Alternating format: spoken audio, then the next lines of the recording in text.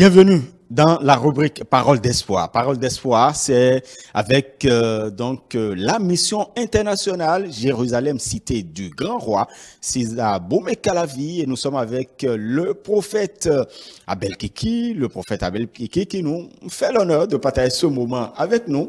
Il était connu pour la première saison. Cette nouvelle saison également, il a décidé d'être avec nous.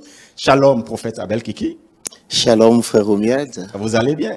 Ça va, nous rendons grâce. En tout cas, nous sommes très heureux de vous voir dans la nouvelle saison de l'Univers chrétien. Nous rendons grâce, tout est grâce.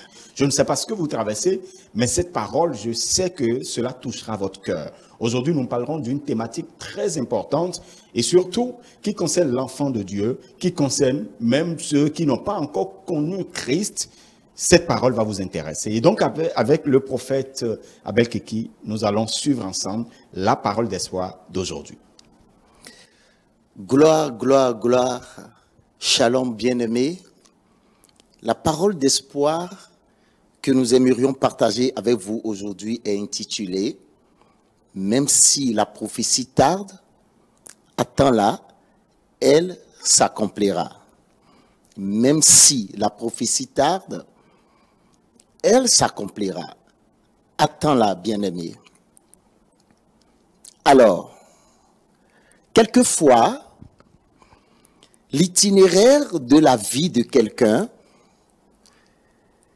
le trajet de sa vie, son parcours, ses étapes peuvent paraître des plus flous, des plus difficiles à vivre ou à emprunter. Selon les opinions et les jugements, cela est dû aux propres erreurs de la vie, pour certains au joug de la malédiction, pour d'autres encore, cela est dû aux péripéties de la vie.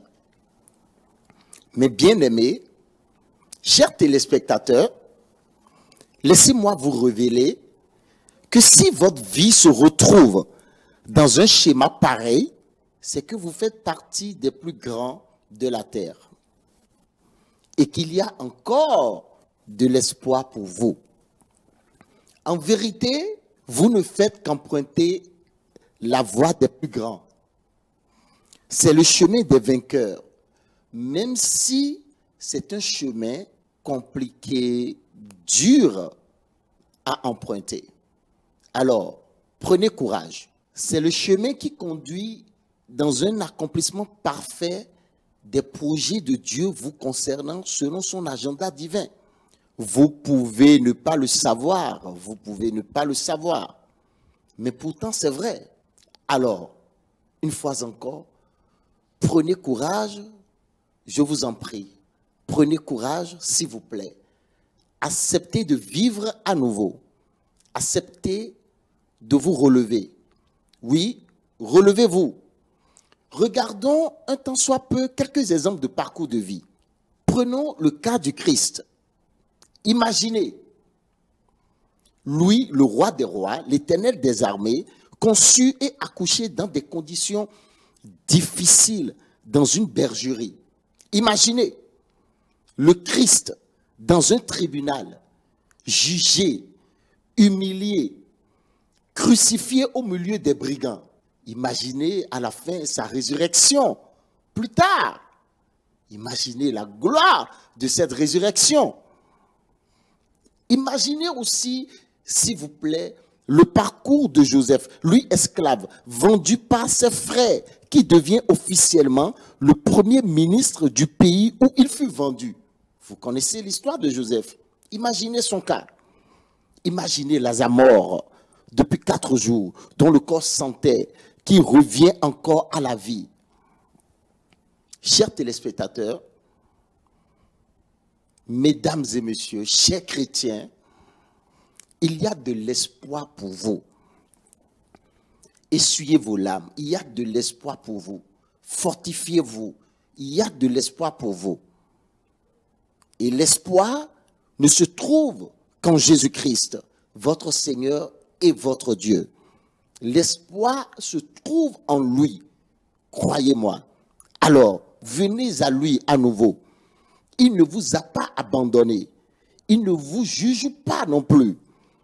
Il ne vous rejette pas. Quel que soit l'itinéraire de votre vie, vous demeurez une personne bien-aimée de Jésus-Christ. Venez à lui, reprenez espoir. Jésus vous aime. N'arrêtez pas de vivre. Vous n'êtes pas le produit de l'échec. Non, vous n'êtes pas le produit de la honte, ni pour vos parents, ni pour la société. S'il vous plaît, mais relevez-vous. Dites à vous-même que vous n'êtes pas le produit de l'échec, mais de Christ, le ressuscité d'entre les morts, le vivant. Et n'arrêtez pas de vivre. N'ayez pas honte, s'il vous plaît. N'ayez pas honte.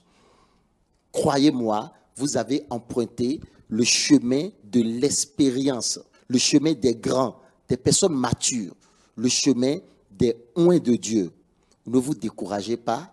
Je voudrais finir en vous exhortant sincèrement et en vous demandant très humblement et très respectueusement de ne jamais arrêter de confesser de tout votre cœur et à haute voix de votre bouche que même si la prophétie tarde, vous l'attendrez car elle s'accomplira. Elle s'accomplira quoi que vous viviez, quoi que vous traversiez. Là où vous êtes, confessez ces paroles, commencez en même temps. Dites-le, dites, je l'attendrai, elle s'accomplira. Dites-le encore, dites-le maintenant. Dites, je ne mourrai pas, je vivrai et je raconterai les œuvres de l'Éternel. Soyez ferme, très ferme dans votre confession. Selon Romains 10, versets 9 à 10, il vous est certifié, il nous est certifié par les Saintes Écritures que tous ceux qui tiendront cette parole avec foi en Jésus-Christ reviendront de leur cendre, de leur honte, de la mort, à l'instar de Joseph, à l'instar de Lazare, à l'instar de Christ lui-même. Alors, relevez la tête. Croyez, n'ayez crainte, vous ne mourrez pas sans avoir accompli votre destinée. Même si la prophétie tarde, elle s'accomplira. Vous n'êtes pas n'importe qui, vous avez de la valeur.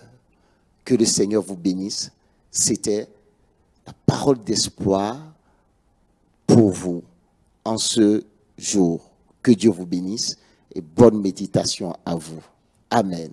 Amen, amen. Merci beaucoup pour cette parole d'espoir, prophète Abel Kiki. Je rappelle que vous êtes prophète donc de Jérusalem, cité du grand roi César Bomekalavi. C'est tout juste après, bien évidemment, l'église catholique de Bakita. Première voie à droite. Mesdames et messieurs, c'est vraiment important. Je sais que ce message, c'est pour quelqu'un. Peut-être vous avez pris la décision, excusez en griffe, de vous suicider. Ah, ce message-là, c'est pour vous dire que l'espérance, vous devez nourrir l'espérance en Jésus.